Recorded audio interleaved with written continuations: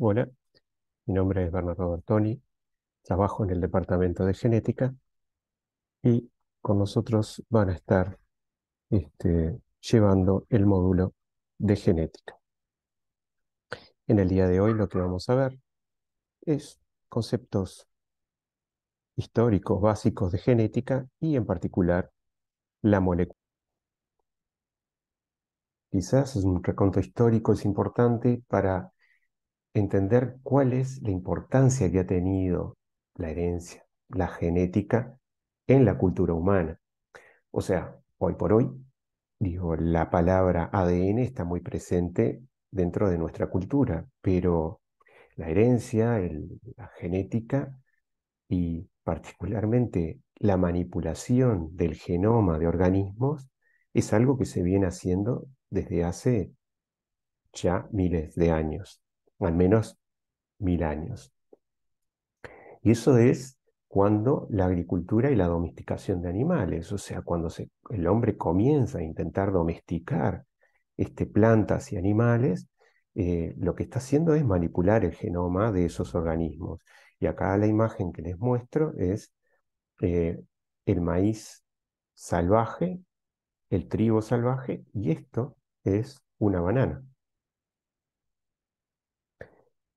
Este, ya Aristóteles hablaba de esos preceptos de la genética, eh, indicando de que la mezcla de sangre y humores daba lugar a esa procreación, ¿no?, de un organismo nuevo.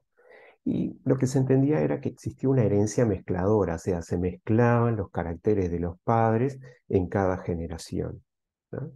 Y eso explica que los miembros de una especie se parezcan, ¿tá? Pero cuando entramos a hilar más fino, es difícil poder explicar con este modelo por qué aparecen algunas variantes nuevas dentro de esa especie o por qué algunas desaparecen por lo menos por alguna generación y entonces vuelven a aparecer en las siguientes generaciones. O sea, eso era algo que estos modelos no podían explicar. Recién por el año 1865, como ustedes bien saben de la historia de Gregor Mendel, él describe la herencia como eh, la consecuencia de unos elementos discretos que no se mezclan y, y que aparecen en proporciones estables y repetibles. O sea, estos elementos se encuentran de a pares en ese organismo y generaban él podía explicar perfectamente la transmisión de esos elementos de una generación a otra, ¿tá? Y como saben, esto fue la revolución, aunque no fue hasta mucho más tarde en redescubrir las leyes de Mendel, ¿no? Pero digo, fue la revolución en la biología. Sin embargo, tuvimos que esperar unos cuantos años, porque digo, hasta ahora hablábamos de elementos, de factores que se transmitían, pero no teníamos idea de cuál era la base biológica, así que es hasta el año 1928 en que se abre la puerta para poder entender qué moléculas, o sea, qué base biológica había detrás de esto. Eso es a partir del experimento de Frederick Griffith, ¿no?, que lo que estaba estudiando era la virulencia de unas cepas de neumococos. ¿No?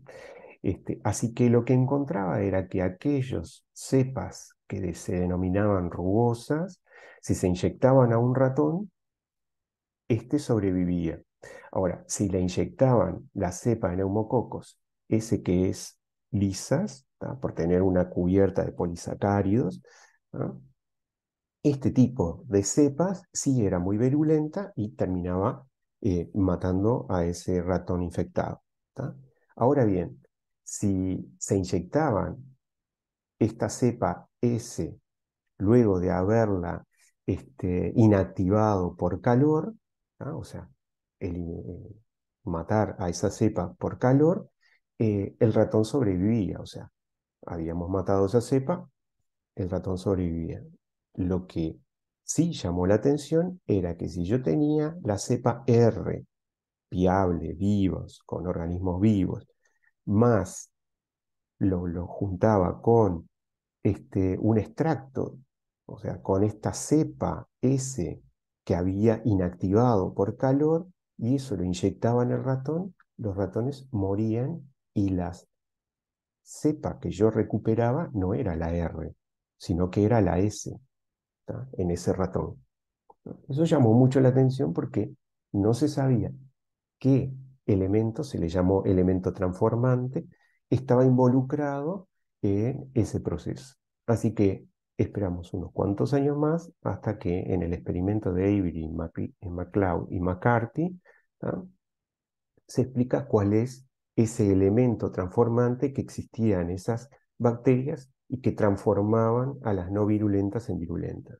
Bueno, eso lo hicieron con un experimento muy interesante que es esas cepas, ese lisado, ¿no? O sea, un lisado de esa cepa de neumococos que denominamos S, o sea, por liso, las trataban en un momento para eliminar los azúcares, en otro momento para eliminar las proteínas y en otro momento para eliminar los ARN.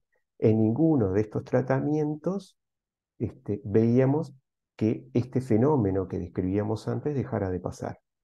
Sin embargo, cuando eliminaban el ADN de ese lisado de neumococos S, de la cepa S, entonces veíamos que se mantenía incambiado al unir, ¿no? Lisado con el neumococo R, se mantenía el neumococo R.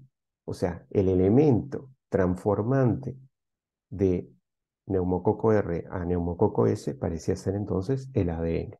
¿Ah? Entonces, esto dio lugar a que, bueno, una búsqueda de cómo sería esa molécula y de qué forma estaría involucrada en la transmisión de los caracteres, ¿no? Y es, como recuerdan y lo vieron en el curso pasado, y si no lo recuerdan, les pido que miren el video del curso pasado, fue con los experimentos de Watson y Crick, ¿tá? En donde describen esa doble hélice de ADN, que son dos cadenas de nucleótidos, que son, es una doble hélice, con esas dos cadenas dispuestas en forma antiparalela, donde hay un apareamiento de bases, ¿no? Que es timina con adenina o guanina con citosina, ¿tá? En el caso de la timina adenina se generaba a partir de dos puentes de hidrógeno, mientras que en el caso de las guaninas y citosinas eran tres puentes de hidrógeno, ¿no? Y eso generaba unas cadenas antiparalelas que generaban esa alfa hélice, ¿no? Este, y entonces tenemos hoy, por todos conocido, tenemos esta molécula de ADN con esa estructura, ¿no? Y entonces sabemos que esa molécula es la contenedora de la información, o sea, de esos caracteres que pasan de una generación a otra. ¿Y cómo es eso? Bueno, es a partir de una secuencia, ¿m?, de nucleótidos que llevan esa información. ¿Cuál es el objetivo de este curso? Bueno, estudiar, o por lo menos comprender cómo es que esa secuencia, ¿no?, de ADN de una de las cebras da lugar al final a un fenotipo, ¿no? Pero no olvidemos algunos detalles que yo creo que deben estar claros para ustedes, pero digo, es importante que no existan dudas. Ese ADN, es una gran molécula que se pliega en cromosomas, ¿tá?, lo que conocemos como cromosomas.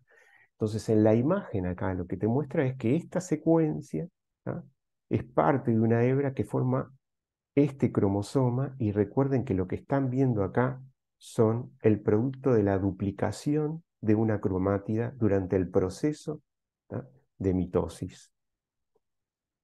Entonces lo que tenemos es una cromátida y otra cromátida que son idénticas. Esta es la representación del ADN que conforma esta región.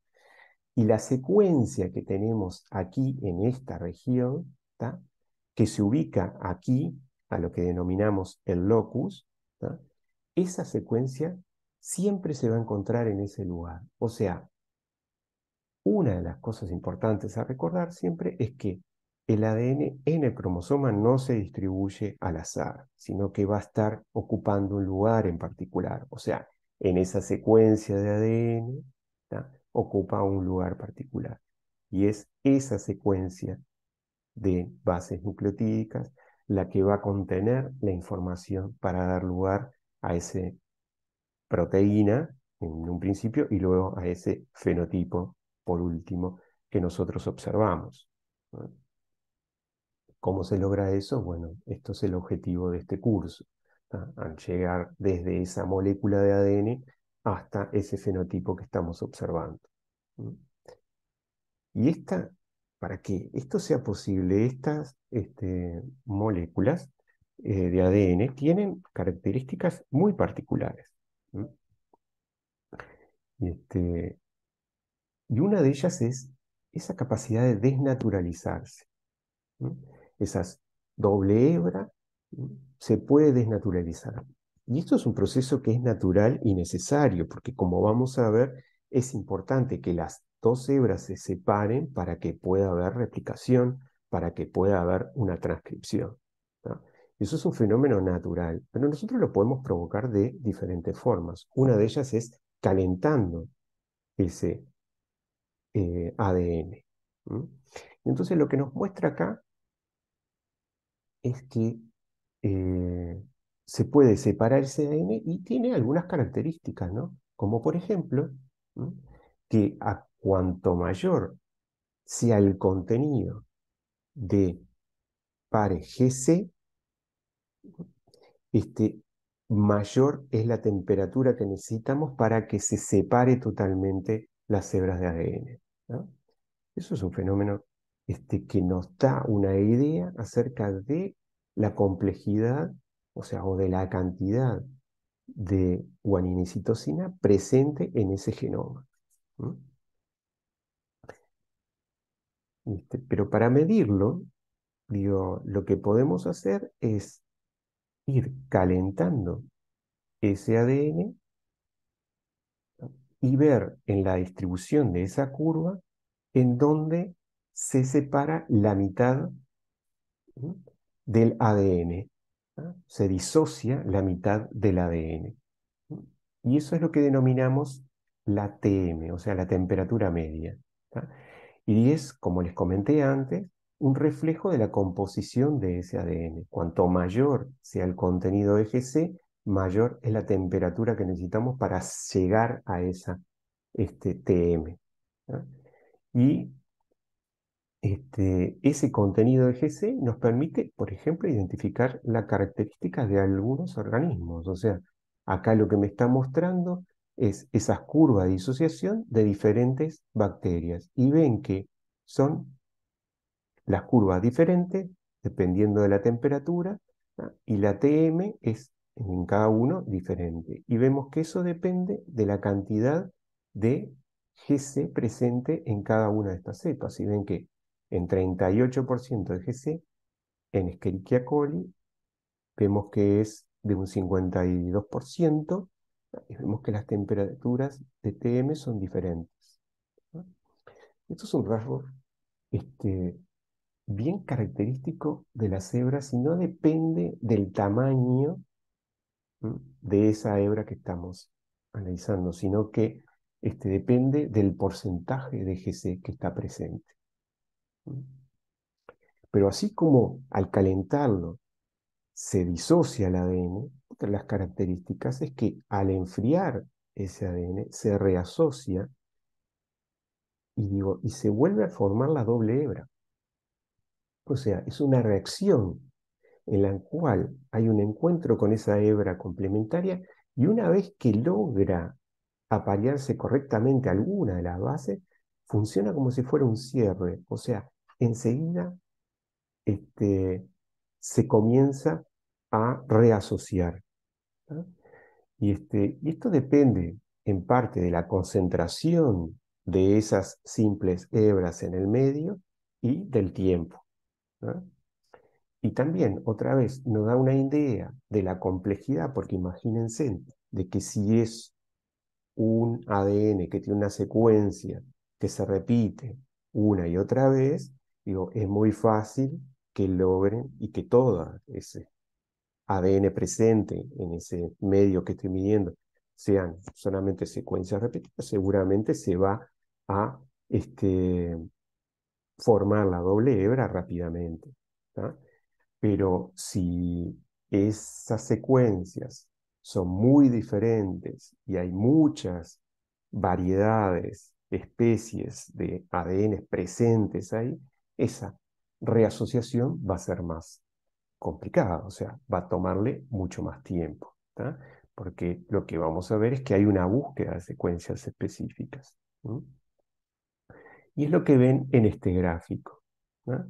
Acá lo que les muestra es un medio que solamente contiene adenina, son largas cadenas de adenina. ¿Tá? Entonces, rápidamente se reasocia ese ADN. Acá por otro lado, tenemos lo que ustedes van a ver más adelante, que se llama ADN repetido, o sea, es un ADN que son secuencias quizás de 300 pares de bases, o menos, o un poco más, pero digo que están presentes, solamente está presente en el medio ese tipo de secuencias. Entonces, lo que vemos es que, aunque le toma más tiempo, porque son secuencias más complejas, pero rápidamente después se vuelven a reasociar. Sin embargo, cuando llegamos, esto es un virus, esto es Escherichia coli, ¿no? La bacteria que todos hemos sentido nombrar y que convive en nuestro intestino. Y acá tenemos de un mamífero, ¿ah? El ADN de un mamífero. Entonces vemos de que tiene esta plató, ¿ah? Que es el intento de reasociarse hasta que mm, se alinean suficientes moléculas como para que empiece ese proceso. Entonces, si ven, es muchísimo más lento que con respecto a este. Y la curva es mucho más compleja que con respecto a esto o cualquiera de ellos. ¿Tá? Lo que me está diciendo es que ese genoma, que es de un mamífero, ¿no? Es mucho más complejo. ¿Tá? Entonces, esas características eh, van a ver que son importantes para describir y en lo que es en el mundo moderno hoy, conocer, prever cómo se va a comportar ese ADN en una cantidad de tecnologías que se usan hoy por hoy en la biotecnología. Entonces,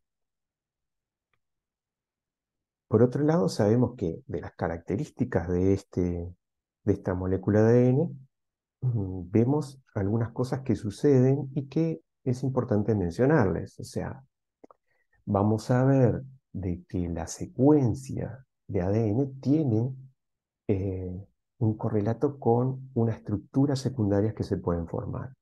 ¿No? Y esas secuencias de ADN que pueden dar lugar a esas estructuras secundarias, digo, son importantes en el contexto biológico. ¿No? Esta situación que vemos aquí, un palíndromo, ¿no? eh, también digo, tiene muchas veces un valor biológico. ¿No? Entonces, fíjense en de que el palíndromo puede ser porque se encuentra la secuencia repetida en forma palindrómica, como ven aquí, ¿no? Puede estar en diferentes hebras o puede estar en la misma hebra. ¿No? Y aquí les muestra este caso, en donde tenemos la secuencia, ¿no? Palindrómicas dispuestas en la misma hebra, ¿no? Y lo que da lugar eso y complementarias, como ven acá, lo que da lugar es a esta estructura que denominamos bucle tallo. ¿Tá? Una aclaración es que en algunos libros esto aparece como horquilla, ¿tá? Pero es importante que recuerden de que nosotros en el curso le llamamos bucle o tallo. ¿Tá? Y si es esta la situación, ujú, lo que vemos entonces de una doble hebra, ¿no? Lo que vemos es que se forma esta estructura cruciforme. ¿No? ¿Qué valor tiene esto? Bueno, lo vamos a ver a lo largo del curso que en algunas situaciones estas estructuras son importantes, particularmente cuando hablamos de ácidos nucleicos monocatenarios como es el ARN, ¿ah? En donde este ácido nucleico monocatenario se puede disponer al azar en el medio o puede formar una hélice o lo que vimos hasta este momento, formar bucles y a su vez esas bucles plegarse como doble hélice. Así que una secuencia de un ARN puede llegar a tomar unas estructuras complejas, como la que vemos aquí. ¿Y cuál es el valor e importancia de eso? Es que en en una célula vamos a encontrar ARNs como los ribosomales o los de transferencia que adquieren este tipo de estructuras secundarias que dependen de esa complementariedad de bases y de formar esos bucles o tallos, ¿no? Como en este caso, y que obviamente esto a su vez adquiere una estructura tridimensional, ¿no? Y que son importantes biológicamente. Estas estructuras son necesarias, como vamos a ver, para transportar los aminoácidos y estas son necesarias para conformar el ribosoma, tal como lo conocemos, ¿no? Y hacerlo funcional, porque también hay ARN que a partir de ese plegamiento y algunas otras transformaciones más, adquieren actividades que no son solamente la de contener la información, sino que hasta actúan como enzimas. Entonces, por un lado, les venía comentando, ustedes tienen esa información que está en la secuencia de ADN, esa estructura secundaria también puede dar lugar a información biológica, ¿no? Que puede ser interpretada dentro de una célula como parte de un mecanismo. ¿No? Y por otro lado también es em, esa secuencia a nivel molecular es la que nos puede dar otro tipo de información que es interpretada por algunas proteínas muy particulares, aquellas que pueden reconocer secuencias de bases nucleotídicas en el ADN.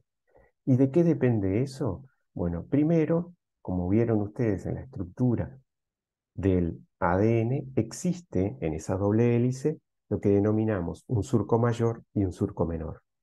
¿Tá? Esos surcos lo que exponen son las bases nucleotídicas que están apareadas. ¿Tá? En una mayor medida cuando estamos hablando del surco mayor y en una menor medida cuando estamos hablando del surco menor, ¿no? ¿Y qué es lo que permite eso? Dejar grupos químicos expuestos, ¿tá? Que conforman esas bases nucleotídicas. Entonces, en este esquema lo que me está mostrando es cómo grupos químicos como hidrógenos, grupos metilos, donadores o aceptores de hidrógenos, ¿tá? Están expuestos, ¿tá? En el surco mayor o en el surco menor y que dependiendo del par que esté analizando, ya sea el GC, el AT, ¿ah? Será diferente la combinación de grupos químicos que estarán expuestos. Entonces fíjense que sobre esta cadena y leyendo hacia la derecha, vemos que quedan dos grupos iguales, más dos distintos, y tenemos un grupo GC. Acá en este caso, en el par AT, o sea, adenina-timina, tenemos este grupo de aceptores, ¿ah? Tenemos un grupo de donador de hidrógenos y un grupo metilo. Entonces, esta situación es muy informativa a nivel molecular, ¿tá? Porque una proteína con un dominio que reconozca esto puede saber si, o sea, puede entender de que aquí hay una guanina o aquí hay una adenina o aquí hay una citosina o una timina, dependiendo de estas combinaciones que vemos aquí. Y esa información es muy importante luego, como vamos a ver, en toda una cantidad de procesos vinculados a la replicación, transcripción, este, y bueno, en particularmente de esos dos procesos, o mismo de la traducción, que dependen de esas combinaciones para que esas proteínas reguladoras puedan reconocer esas secuencias, ¿no? Entonces, tenemos la información propiamente dicha de esa secuencia de nucleótidos, ya sea GACT, la información molecular que está presente, ¿no?, por esas combinaciones, ¿tá? Entonces vemos, digo, una combinación de grupos químicos dispuestos de diferente manera, pero siempre en forma regular, lo cual permite el reconocimiento de esa secuencia. Y por otro lado, lo que vimos antes, o sea, esa estructura secundaria también, digo, puede ser informativa, para ser reconocida por grupos de proteínas o para conformar alguna proteína, como era el caso de los ribosomas, ¿no? Entonces, ¿qué es lo que vamos a ver en todo este curso? Es cómo se preserva y se transmite la información hereditaria, cómo se expresa esa información, transformándose luego en lo que vemos como un fenotipo, y en qué consiste el dogma central de la biología celular, ¿no?, de la biología molecular, ¿no? Y por último, ver cómo se genera la variación. Y esto dentro del contexto de algunos ejemplos, como pueden ser el cáncer, como va a ser eh, la capacidad de degradar lactosa en un individuo adulto, ¿no?, como pueden ser hemoglobinopatías, ¿no?, que son los ejemplos que vamos a manejar durante este curso. Y la intención del curso siempre ha sido de que ustedes se lleven herramientas que les permitan luego interpretar toda la información que ustedes van a acceder seguramente en su carrera. ¿Por qué? Porque la genética, hoy por hoy dentro de medicina, es una de las vértebras en las cuales se basan para el diagnóstico, para tratamientos, para entender mecanismos que ustedes están observando en un individuo, ¿no? Y quizás, menos pretencioso, pero también importante es ver de que la genética está muy metida en nuestra cultura y es bueno a veces saber diferenciar qué es fantasía de lo que es realidad. Y por eso les traigo como ejemplos, y ya lo he hecho en otros años, mencionarles diferentes películas o series en que hablan sobre genética, aunque la mencionan o la tienen como base, ¿no? Algunas son realmente muy acertadas en lo que proponen y otras son totalmente ridículas. Y yendo de más a menos, yo les recomiendo de que vean Gattaca porque es uno de los mejores ejemplos de la genética tratada en el cine. Muy realista y ustedes, si piensan de que esta película fue realizada en el año 98, cuando todavía no estaba descrito el genoma humano totalmente, es realmente increíble la visión que tiene porque eh, es una de las visiones posibles, más allá de que esté bien o mal, de lo que se puede hacer en genética. El otro caso es una serie que se llama Orphan Black, que habla de clones, y son clones que son este, criados por familias totalmente diferentes, ¿no?